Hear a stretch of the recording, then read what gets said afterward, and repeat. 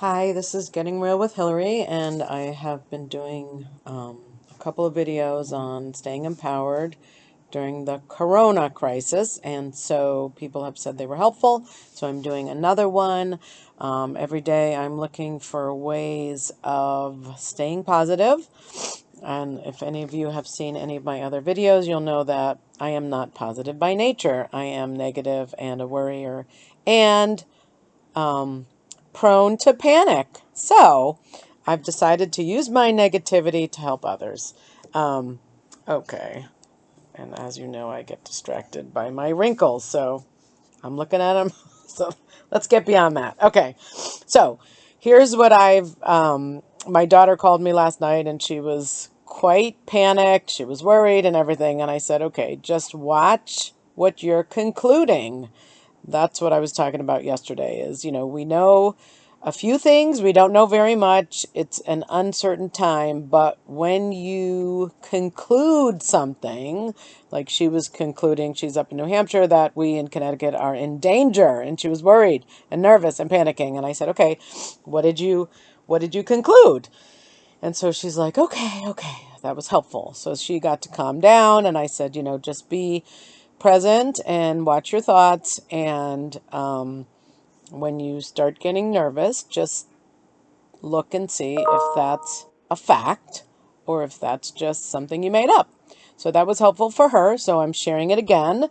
Um, I was very positive the last couple of days. Today I woke up and I was like, I didn't know what to do with myself. And so I just said, okay, what did I do yesterday? And, I'm in sales. I got back on the phones. I reached out to my agents. I reached out to clients. And then I was back in business. So, the strangeness of working from home kind of got to me. But then I just got back to busy and I reached out to people. I have been putting together 90-day plans for people. Where do they want to be in 90 days, which kind of, what's the word, jettisons you, or what is it when you're going over a puddle and I can't think of the word, hydroplaning over the next couple months. And so we're looking at from 90 days for now. Let's see, March, April, May, June. So on June 19th, where do you want to be? And that's also been helpful. If anybody wants to do a plan, let me know. That's what I'm doing. I can now do it on Zoom using Excel, and we can do a plan together virtually. So I'm offering that as a service. And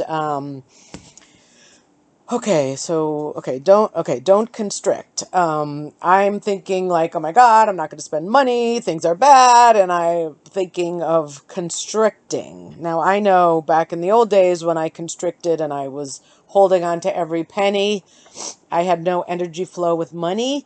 And when I took on being generous. So if I had to do a tip or give people money, I doubled it.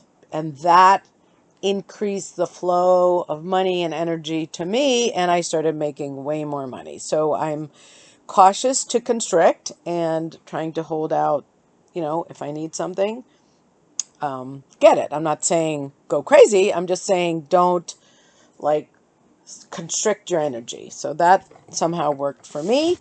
Um, What else? Reach out to people. If you're feeling isolated, reach out to your friends and family. They're in the same boat and you won't feel alone. You won't feel like you're the only person who's going through this.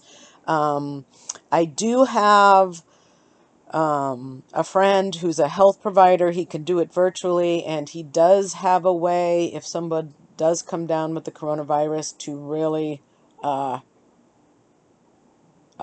minimize the effects. So if anybody knows someone who's diagnosed, please reach out to me via the comments and I can pass on his information. Obviously, I'd have to ask him if it's okay, but I'm sure he wants to help people, so I'm sure it would be okay. So reach out to me that way. Breathe, breathe, breathe. I could find myself as I was getting on to do this, my heart was starting to go. And it hasn't been doing that. So I'm just remembering I'm sharing. This is my initiative is creating life out here with power and freedom and the access is sharing, which I'm now because I was starting to get in the panic myself, saying what I don't think I can say, which is totally this, and I'm even thinking of posting this video, and that freaks me out. So that would be getting out of my comfort zone as well. And then not resisting your experience. So not resisting the panic. I'm resisting. Okay. Sometimes that one's a hard one, but I'm resisting. I'm just being honest. I will try when I'm done with this to not resist. It doesn't feel safe to not resist it. It feels like I'll just go into orbit and explode. But that's the practice, is allowing it, and by allowing the experience, it tends to dissipate and not have you. So resisting the panic will make the panic worse. Now, again, this is just me. This is my experiences, my feelings. This is not the truth. But in case it can help someone else, that's why I'm doing it. I had a call from a salesperson today. I had no intention of buying from him, but he's like, we're closing down the shop. You know, they make these customized, I don't know, I bought corkscrews. I was not going to buy corkscrews, but I was just like, you know what? This guy reached out to me. He's given me a deal, and I bought them.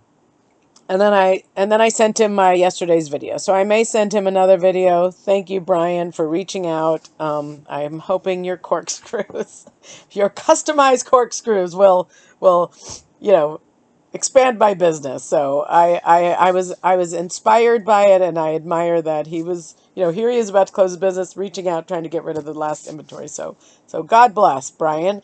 And I would just say, whew, don't be idle.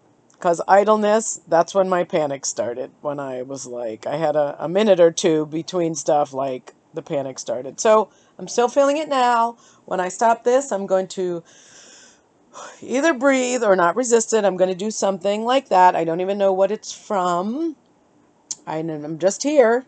Nothing's happening. So, but I guess I'm using my experience to hopefully empower you. So, thank you. I have a blog, creatinglifeouthere.com, where I also talk about how we can empower ourselves. I have this YouTube, which is Getting Real with Hillary. I do have a website, but we're kind of working on it, so you don't need to go there right now. And then my book, if you're bored, you can get it right on Kindle. You can read it today. The Second Piece of French Toast, available on Amazon. It's like $3. People read it in 1 to 2 days. And then please, if you like it, give me a 5-star review. Why not? I'm making requests, folks. That's what there is to do, make requests. So, thank you. What's that song? Getting out of my head? No, I don't think that's it. Going. Anyway, by tomorrow I'll have remembered what the song is. Something about going out of my head, going out of my... I won't say. Going... No, that's not it. Okay, tomorrow I'll think of it. I'll tell you about it then. And don't let a good crisis go to waste was the quote I was trying to remember the other day. And that's really what's keeping me going. Everyone's in the crisis. Some people will not, I'm not saying take advantage of it and be an opportunist by taking advantage of people. I'm just saying use this. This is a new opportunity. We all have new technology. Everyone is, rising to the occasion, and well, not everyone. Some people rising to the occasion, getting connected, taking care of people, and I'm hoping to bring us all there, because I know I have a tendency to go down the tubes. If you've heard any of my stuff, there's a left side and the right side. I'm hoping to bring more people to the right. Reach out. I totally understand if you're there. I will not make you wrong, and I can have a conversation. So, thanks. Hang in there, everybody. This is temporary situation, and just think, when it's over, we're going to have some really good stories, and we're going to laugh. Okay, Getting Real with Hillary, signing off. Bye.